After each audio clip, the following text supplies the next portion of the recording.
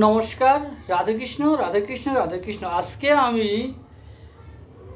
অষ্টাদশ পুরাণ সমগ্র গ্রন্থে অষ্টাদশ পুরাণের নামক পরিচয়ের ব্রহ্মাণ্ড পুরাণ পাঠ করছি। ব্রহ্মাণ্ড পুরাণ যে অংশটা সেটা পাঠ করছি।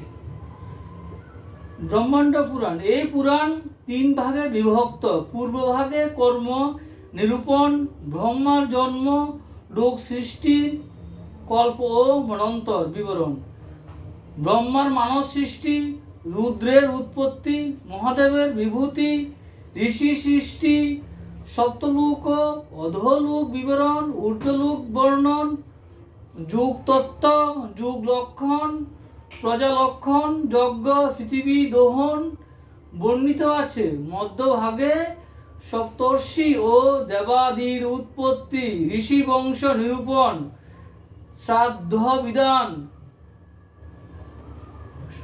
বৈভবসতী সৃষ্টি, ইক্ষ্বাকু বংশ ও অত্রিবংশ কীর্তন, যজাতি উপাখ্যান, যদুবংশ ও কার্তবীর্য উপাখ্যান, সাগরোৎপত্তি, পরশুরামচরিত, দেবাসুর সংগ্রাম, বালির বংশ নিরূপণ, ভবিষ্যৎ রাজবংশ নিরূপণ প্রভৃতি কথিত হয়েছে। উত্তর ভাগে ভাবী মানবগণের চরিত্র, প্রলয়, কাল পরিমাণ, চতুর্দশ লোক ও নরক বর্ণন, প্রাকৃতিক লয়, শিবপুরী বর্ণন, গুণানুসারে জীবগণের গতি এবং ব্রহ্মবস্তু প্রভৃতি বর্ণিত হয়েছে। রাধেকৃষ্ণ রাধেকৃষ্ণ রাধেকৃষ্ণ।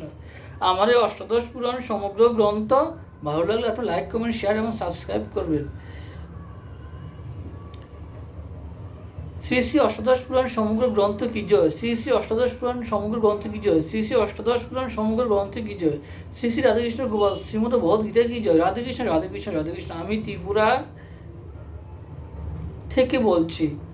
আমি দলুরা, খয়েরপুর, ওল্ড আগরতলা, আগরতলা, ত্রিপুরা, ইন্ডিয়া থেকে বলছি। রাধেকৃষ্ণ রাধেকৃষ্ণ রাধেকৃষ্ণ।